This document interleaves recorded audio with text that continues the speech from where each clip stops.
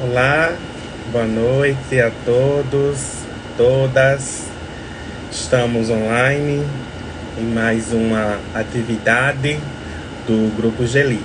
Sou o professor Nadson Araújo, sou doutorando em Educação pelo Programa de Pós-Graduação em Educação, PPGE, da UFAL, e estamos nesta noite participando aqui da live do Gelite, moderando os trabalhos desta noite, em uma conversa sobre produção textual, letramentos, né? E nosso convidado especial desta noite é o professor Wilton Petros, né? Daqui a pouco estaremos conectando o professor na nossa live. Enquanto isso, né, vai entrando, vai compartilhando esta live, vai deixando seu comentário, né? Teremos um momento de muita produção, de muita reflexão, né? E queremos a participação de todos, né? O professor Petros, ele está entrando, né? Vamos aguardar o professor Petros conectar, né? E o grupo, enquanto isso, vamos falar um pouquinho sobre o grupo, né? O grupo Gelite, que é o grupo de estudo e pesquisa em didáticas de leitura, da literatura e da escrita.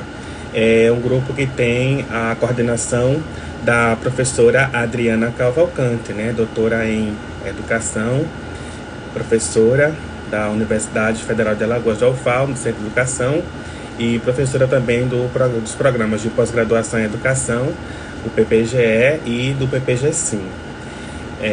Queremos agradecer, né, a todos que já estão entrando, né? A professora Adriana já entrou, Luíse, Vanessa Costa, Ítalo também conectado. Boa noite a todos, sejam bem-vindos. Muito obrigado por participarem, por estarem presentes.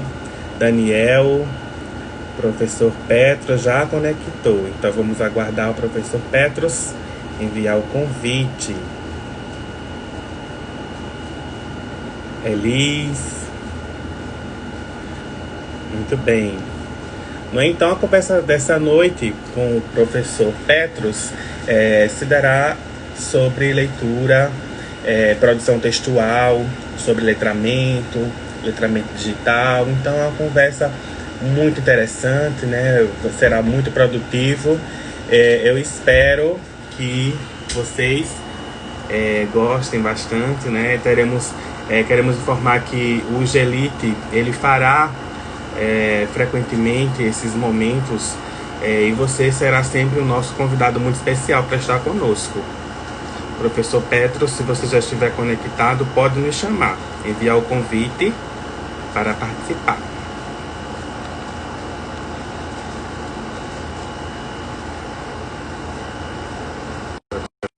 Petros.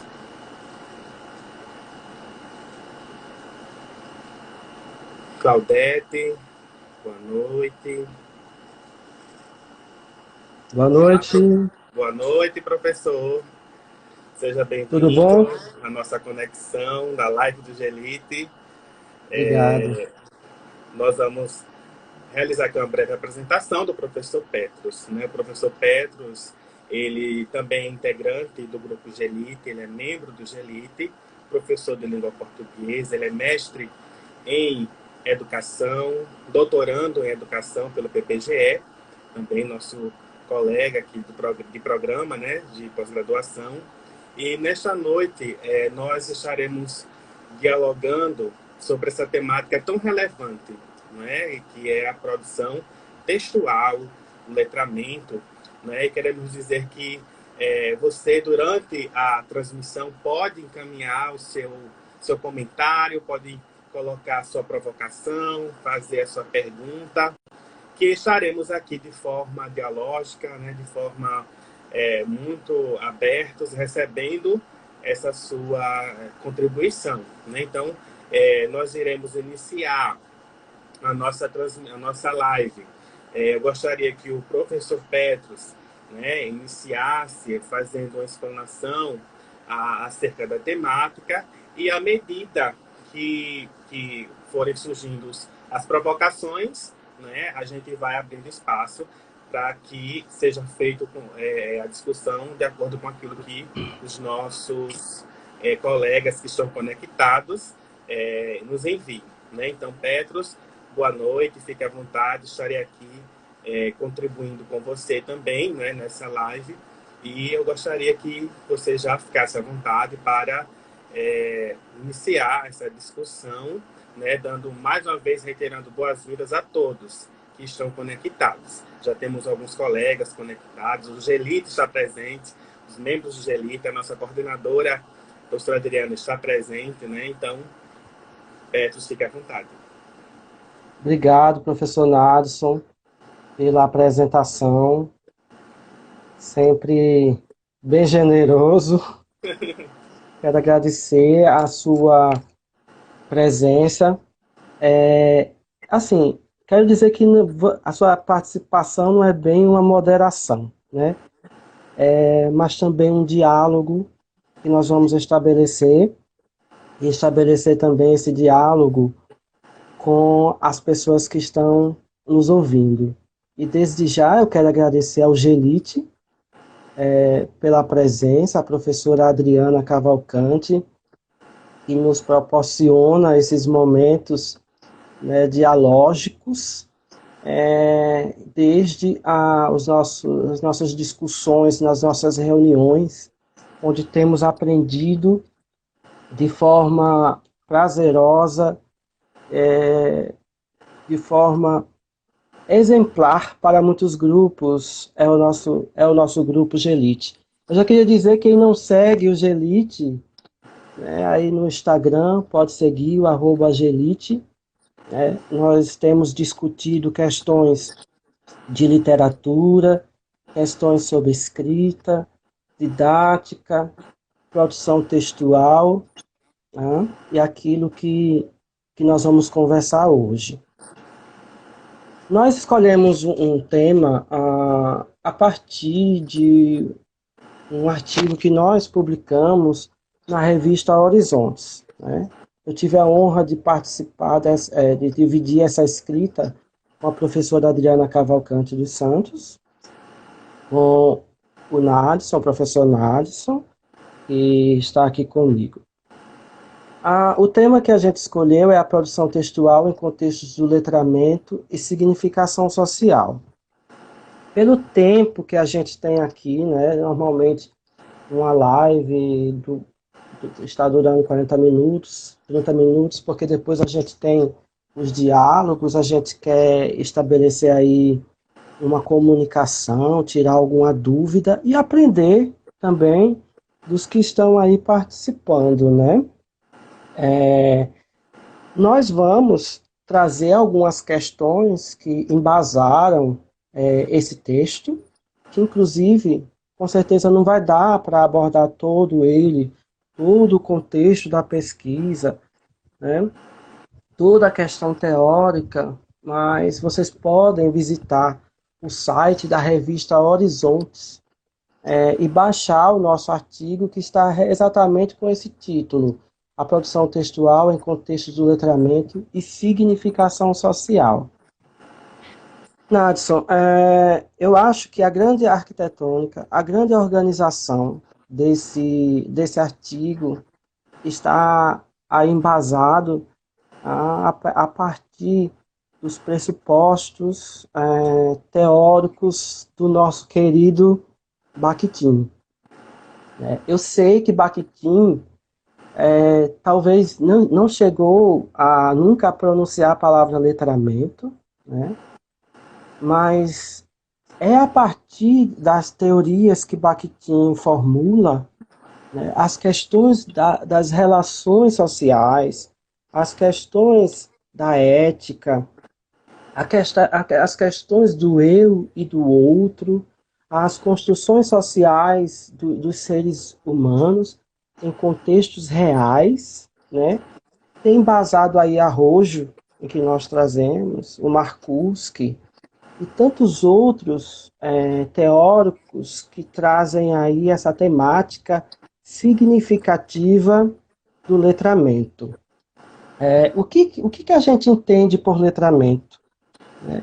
A gente entende o letramento a partir de práticas sociais, escritas, produções discursivas, produções de leitura através de práticas concretas da vida. Então, por isso que é muito bom falar, eu me sinto muito bem em falar do Bakhtin e de seus companheiros, como, por exemplo, Voloshinov, o Medvedev, ou seja, o círculo bakhtiniano, né, que trouxe aí grandes possibilidades, né, de ampliar as discussões do homem inserido na sociedade. Tem um autor chamado Pennycook que ele diz que a gente vive em uma constante mobilização ideológica. Ou seja, nós estamos envolvidos de práticas ideológicas, né? E muitas vezes essas práticas ideológicas são alienantes, né? Alienam as pessoas ou tenta fazer calar os sujeitos, né? Os sujeitos do discurso.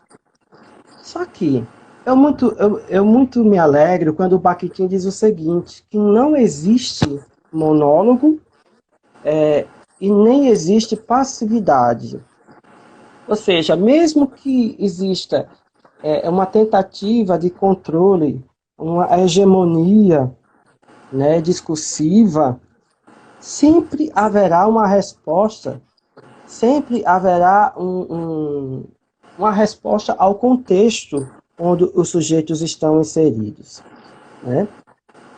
Então, toda prática ela é situada, né? Seja ela situada dentro de, como eu já falei, de questões, e toda prática é ideológica, né? Tudo que eu digo é ideológico, porque eu falo a partir do meu lugar, né? Eu represento um lugar social, eu represento um auditório social, eu represento uma camada da sociedade e eu trago comigo essa carga, né? Eu trago comigo essas vozes.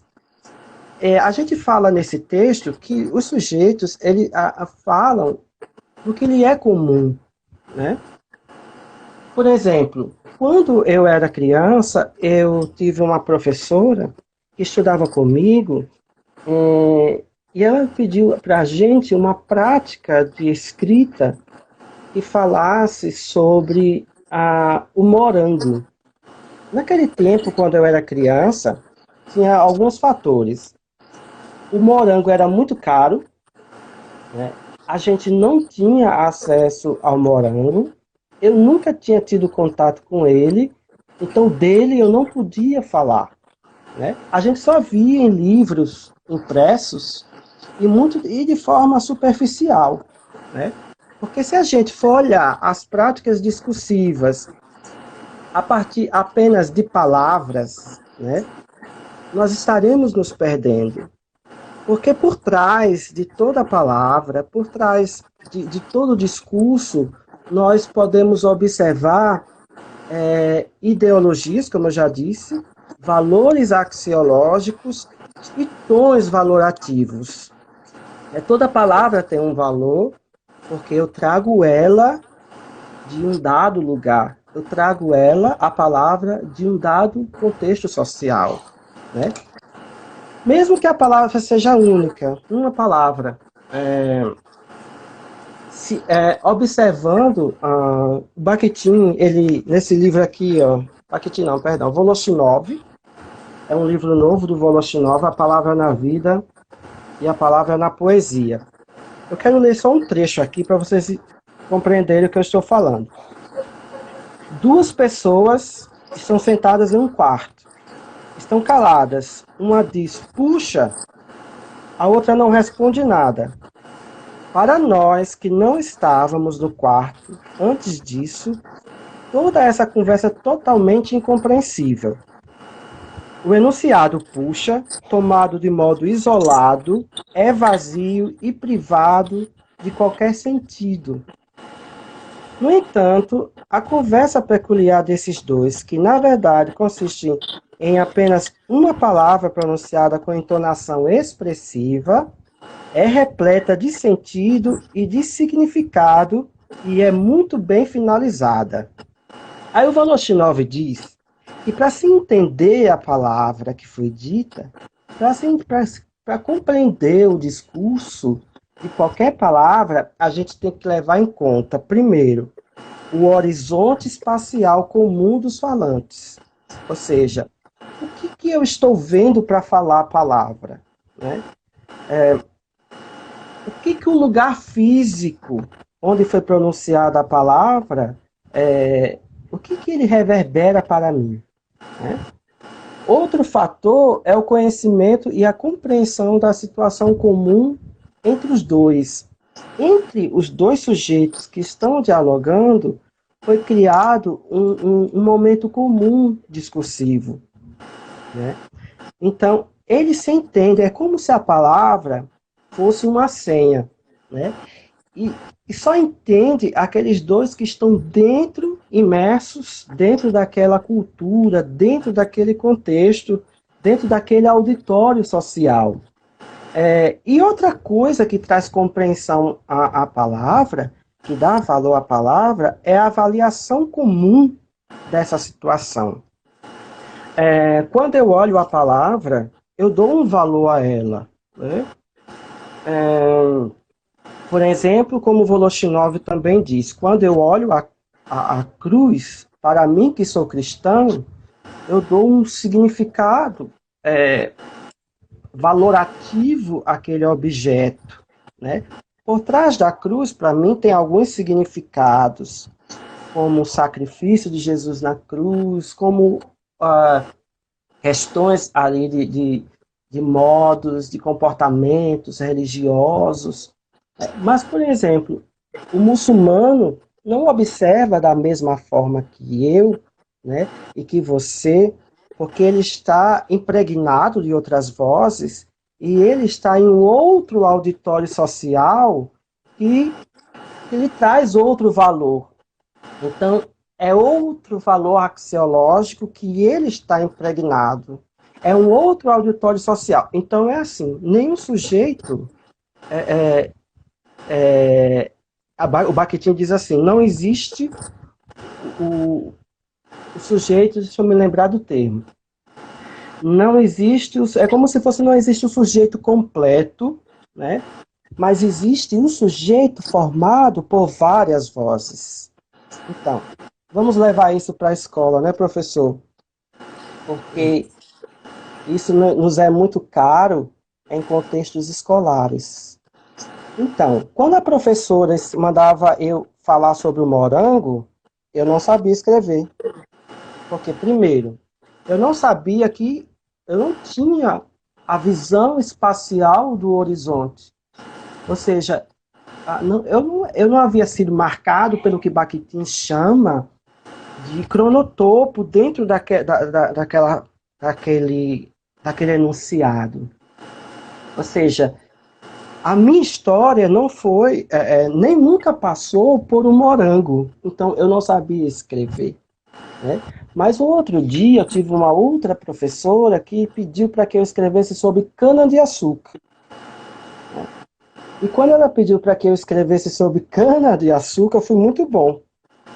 Não é que eu nunca fui para a lavoura, participar da cana-de-açúcar, nunca trabalhei assim, mas eu tinha coleguinhas meus, naquele tempo de 15, 16 anos, que iam para a lavoura, cortavam cana, e contavam para mim. E aquilo, por causa da usina Lajinha, por exemplo, em União dos Palmares, era muito comum, a gente via muito aquilo.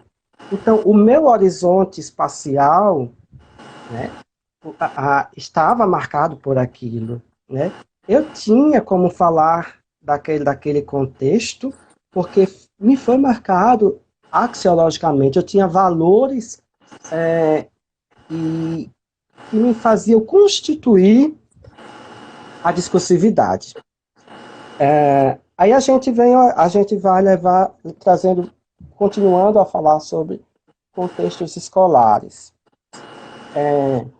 A questão, por exemplo, do letramento, que o professor sabe muito bem. Hoje em dia, nós estamos em um contexto novo, né? Já vínhamos em uma mudança de significação tecnológica muito grande, né? Vou dizer que eu não sou nativo digital, mas vejo o quanto que a discursividade passou a impregnar esse contexto de tecnologias, né? Eu falava no meu tempo, por exemplo, a gente não tinha celular, né? A gente não tinha tecnologias, computadores, notebooks, essas coisas. Então nós fazíamos a partir do papel ou da máquina de escrever. Então tudo isso aí como formas de letramento. Mas como o Voloshinov diz que a palavra evolui, né? E a palavra também, a linguagem, faz evoluir tudo que está também ao nosso redor. Se a linguagem evolui, a linguagem dita moda, né? A linguagem dita regras, a linguagem dita também certos comportamentos, né? Então, o que tem mudado? As questões do letramento digital dentro da escola, muitas vezes, isso também é rechaçado. Eu acho que hoje a gente não vê tanto como antigamente, quando as pessoas diziam: olha, eu vou pegar a bicicleta, né, para andar. Os alunos eram rechaçados por uma questão fonológica, por uma questão morfológica, sintática, que às vezes os professores não conseguiam compreender e rechaçavam os alunos, né? Eu mesmo vim de um contexto em que as pessoas falavam biscoito, oito, 80, né? Isso para mim era muito comum, mas eu fui muito rechaçado dentro da escola, porque é como o Pocente diz, nós aceitamos que as pessoas falem, por exemplo, nós aceitamos o estrangeirismo, mas nós não aceitamos que os que moram aqui dentro do Brasil falem de forma diferente, né? Então, isso é muito interessante para se levar à escola. Os nossos alunos que nós fizemos as pesquisas aqui, deixa eu só baixar aqui para eu visualizar o texto deles. Então, professor Petros, só contribuindo um pouco com aquilo que você já comentou até o momento, né? Só registrando aqui, a professora Viviane, que também faz parte do grupo Gelite, né? Ela colocou aqui um comentário que eu achei interessante. Ela fala assim, ó, Bakhtin reflete em nossos diálogos de uma maneira extremamente necessária, principalmente nos momentos atuais que vivemos, né? E é a realidade. Eu gostaria de comentar um pouco, quando você falou logo no início de sua apresentação, sobre a questão de considerar os letramentos, né, e de considerar a cultura, o conhecimento local dos sujeitos. Né? Acho que no processo de produção textual é muito importante, né, e aí eu vou falar justamente pensando na escola, né, no ensino de língua portuguesa, no ensino da escrita, da produção textual, né, que os professores, nós professores, consideremos, né, as culturas dos nossos alunos. Né? Muitas vezes nós utilizamos material do livro didático, utilizamos o material pronto e não analisamos se aquele material, né, como você falou o exemplo aí do morango, não é? Isso é uma fruta que faz parte do contexto social daqueles sujeitos, né? Então veja a importância, né, no processo do ensino da produção textual ter essa relação, né, da realidade dos sujeitos que estão participando daquele processo. A professora a Adriana, ela colocou também aqui um comentário. Ela fala o seguinte: em contextos escolares, ainda observamos o cultivo da palavra de um outro em detrimento da palavra voz dos sujeitos alunos. Né? A professora Adriana também faz este comentário. Né? Então, é importante, né? Isso que você falou, teoricamente, né, de uma forma muito interessante, você apresenta aí os teóricos nesse sentido, né, de considerar, né, acho que é muito importante, eu penso que é muito importante para a produção textual, né, essa relação com a realidade, né, com a realidade É. dos... Mas pode continuar. É interessante o que a professora Adriana falou, é que no contexto escolar, como ela está dizendo, nós somos moldados a ouvir e a reproduzir, né? Nós não somos moldados a dizer e a criticar. E você observa que muitas vezes, quando a gente é criticado, a gente se magoa, né? Porque nós não temos aí o grande costume de ser criticado, né? Mas Bakhtin, ele nos dá caminhos a pensar diferente, né? Um caminho ético, né? Um caminho de ouvir o outro, né? Uma questão que eu tenho pesquisado ultimamente, professor, é a questão do emoldurar. Eu, quando o sujeito fala, eu entendo o todo do enunciado dele, né? Ah, tomo a palavra dele, né? E faço, como é realmente uma moldura. Eu coloco dentro de uma moldura ideológica marcada em mim, né, para reformular outros discursos, né? Eu, quer dizer, eu faço a crítica, eu reformulo, eu aceito, eu digo não, eu digo sim, né? Então, isso é muito importante. Eu estava no PIBID, quando eu produzi esses textos aqui foram produzidos. Foi uma turma de oitavo ano, uma turma do matutino do oitavo ano de uma escola pública estadual aqui de Maceió. Ah, nós estávamos estudando com os alunos a questão do gênero publicidade. Para mim, para mim não, para Bakhtin, para o círculo bakhtiniano, mais precisamente nesse livro aqui, Estética da Criação Verbal, de modo geral, o que é o gênero, né? O que é o gênero do discurso? O gênero do discurso é uma forma de agir sobre o outro, de agir sobre o mundo, né? Não é apenas uma questão de forma, mas é a forma, né? Mais o discurso, dando aí o emolduramento, a forma de agir sobre o outro. Vou dar um exemplo. Eu faço uma poesia. Para que eu quero uma poesia? O gênero, poesia. Eu faço a poesia porque eu quero convencer alguém, eu quero alegrar alguém, eu quero elogiar ou eu quero criticar, né? Então veja que dentro de cada gênero ele tem uma forma, claro, dentro de um contexto. O gênero, quando a gente observa o gênero, a gente nota quem ele é, né? A gente sabe que é uma música pelas suas peculiaridades, né? A gente sabe o que é uma poesia pelas suas peculiaridades, a gente sabe o que é uma reunião pelas suas peculiaridades, né?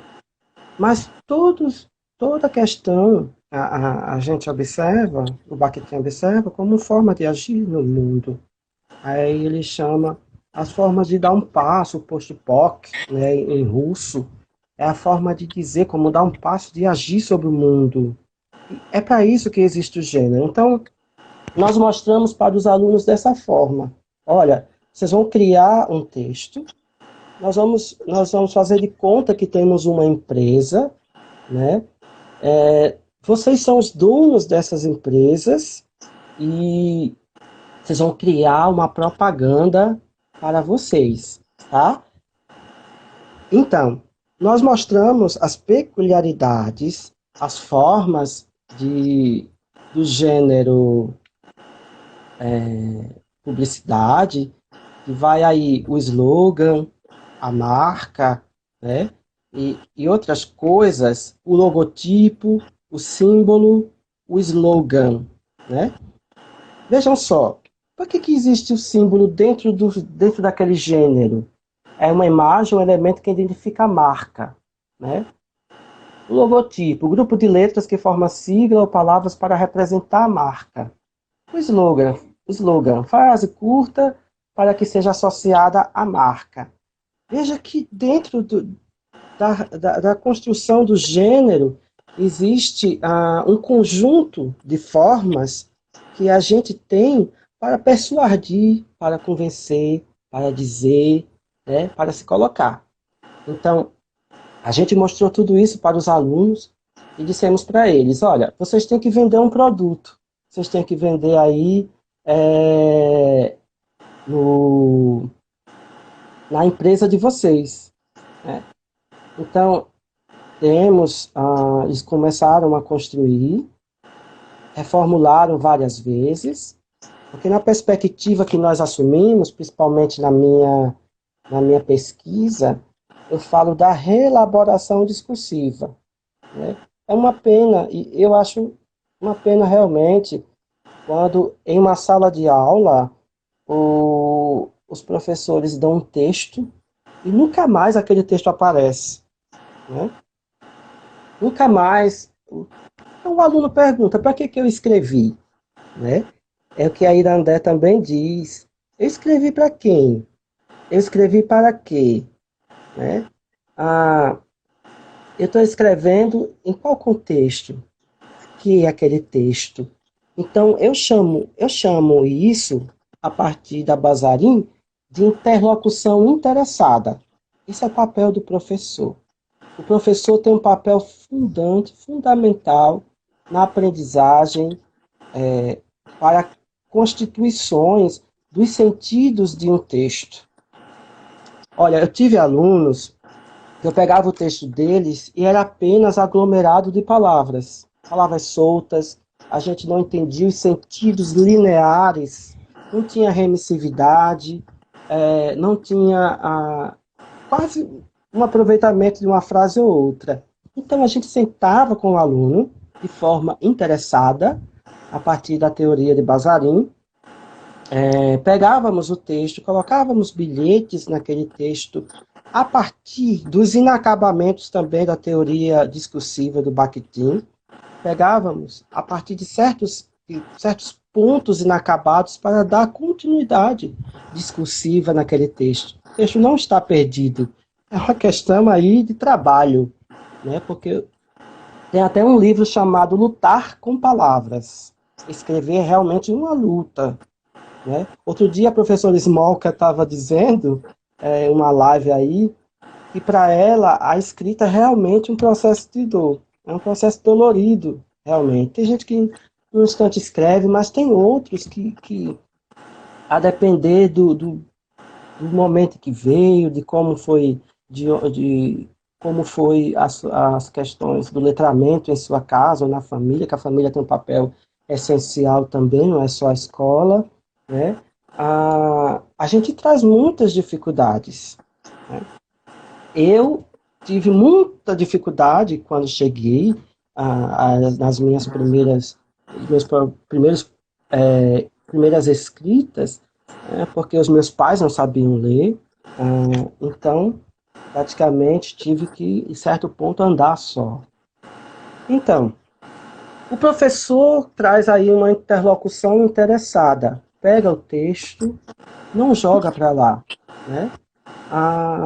Mas ele lê.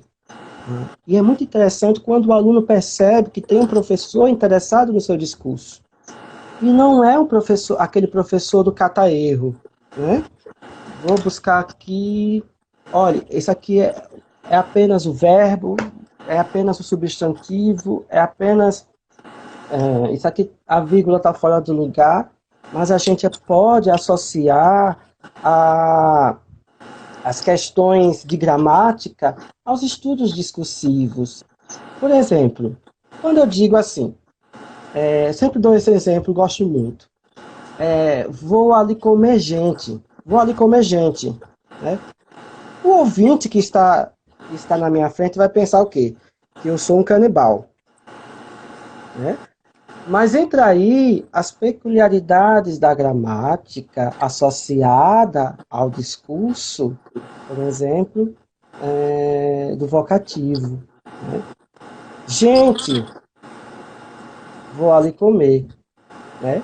Coloquei uma vírgula aí. Gente, vou ali comer. Eu não sou mais um canibal. Então vejam, por trás, o uso associado, o trabalho associado da gramática com o discurso é muito significativo. Muitos alunos chegam à faculdade sem conseguir interpretar um texto.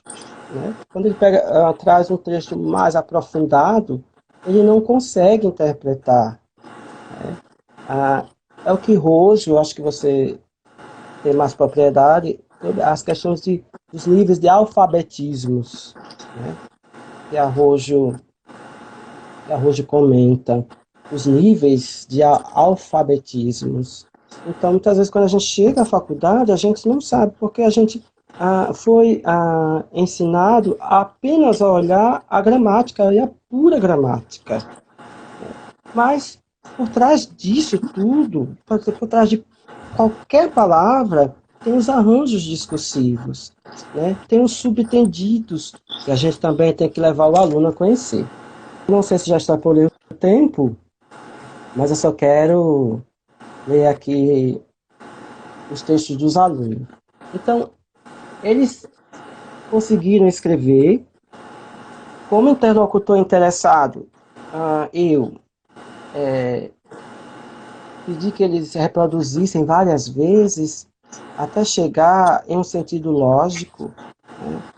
Porque todo texto realmente precisa ter um sentido lógico. Né? Então, um deles escreveu o seguinte, a gente titulou o nome dele de João. Pessoas, chegou gel cola para o seu cabelo, 50% off. O que a gente vê aqui nesse texto? Veja, que texto tão pequenininho, né? Pessoas, chegou gel cola para o seu cabelo, 50% off. A gente olha algumas questões gramaticais. Aqui a gente tem um vocativo. Isso. Pessoas, chegou gel cola para o seu cabelo, 50% off. Então, ele desenhou, né? A gente poderia trazer, desenhar o tubo de cola, né? De gel. E a gente poderia trazer aí questões semióticas a partir dessa imagem, estudos semióticos. Trouxemos também estudos das questões discursivas e gramáticas. O que acontece? Quando esse aluno conversou com a gente, ele disse o seguinte, olha, professor, a minha mãe vende Avon há muitos anos. Então, eu vou fazer uma propaganda da pequena empresa que, na verdade, minha mãe tem. Vejam só, é como eu estava falando antes. Nós falamos a partir de um lugar social que nos marca, né? E como eu disse, eu não vou falar de morango, eu não ia falar de morango naquele tempo se eu não sabia o que era isso. Né? Sabia o que era cana-de-açúcar, o que era ortiga, o que era goiaba, o que era banana, né? Até que um dia eu fui levado a compreender as questões do que é o morango, eu tive acesso, né? Aí ele até compreendeu o que era ele. Então, vejamos, nós temos aqui duas coisas que nos chamam a atenção. O discurso e a pessoa por trás dessa pequena frase. O mundo está posto aqui. A mãe desse menino, dessa criança, desse jovem, criou ele só, né? Então, isso lhe marcou muito. A questão de venda de gel, de perfumes, diante de outras coisas, era trazida sempre, professor Natos, dentro dos seus textos. Sempre, uma vez ou outra que ele escrevia sobre questões de beleza, questões de cabelo. Então, ele estava discussando a partir do lugar social em que ele habitava. Agora, claro, com esse movimento, né, na escola, em outros lugares, a gente também vai se constituindo. Ele estava chegando na escola,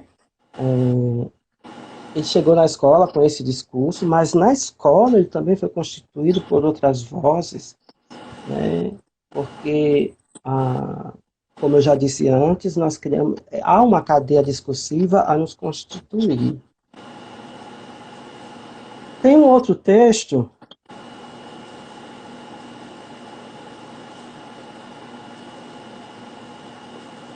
Se você puder mostrar o próximo texto. Você quer comprar jogos bons e baratos por apenas R$ 9,99? Aí, dentro dos quadradinhos aqui, é como se fosse placas ou objetos de jogos. A gente tem FIFA, Minecraft e GTA 6. Olha só que interessante. Eu não sabia o que era isso. FIFA, Minecraft, GTA 6. E diz mais, aviso, os 10 primeiros a chegar terão 90% de desconto. Veja como eles aprenderam e se apropriaram do gênero propaganda e tinham a intenção realmente de agir sobre o contexto, de convencer, de dizer a sua palavra, né?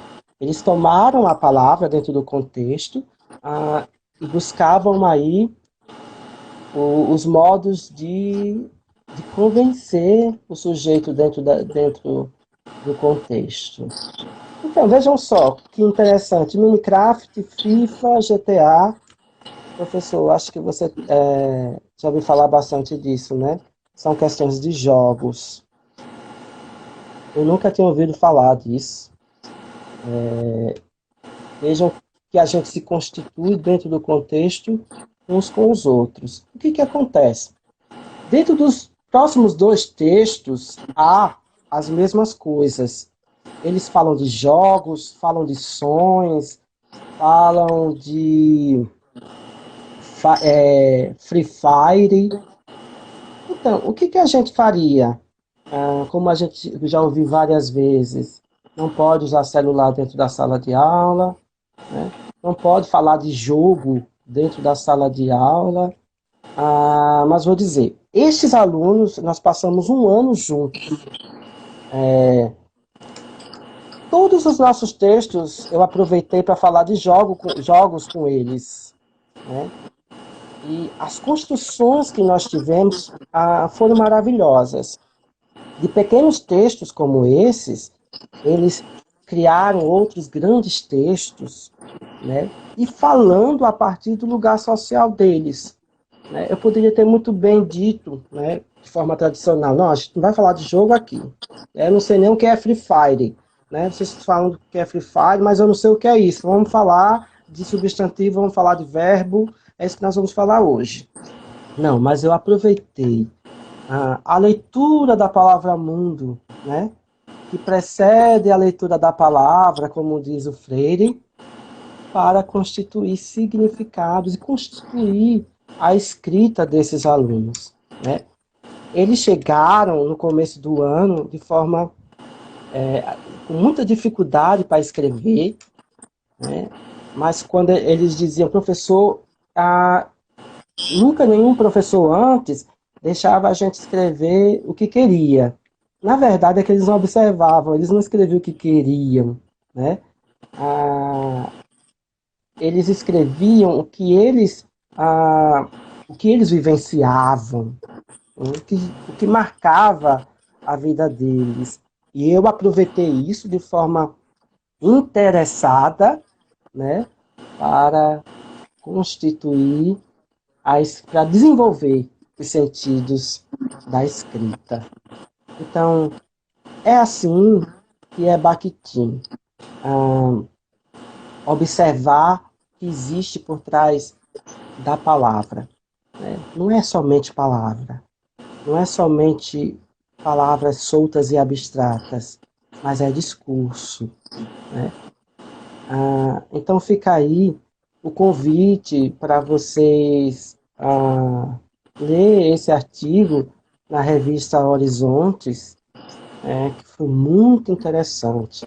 E como também outros artigos do nosso grupo que estão sendo publicados, né, e foram também publicados, tá aí a logomarca da revista Horizontes, da Universidade de São Francisco, né, e teremos um prazer, e também, se quiserem nos procurar para tirar alguma dúvida também sobre essas práticas, sobre essas leituras, estaremos dispostos. Ok, Obrigado. professor Petros, parabéns.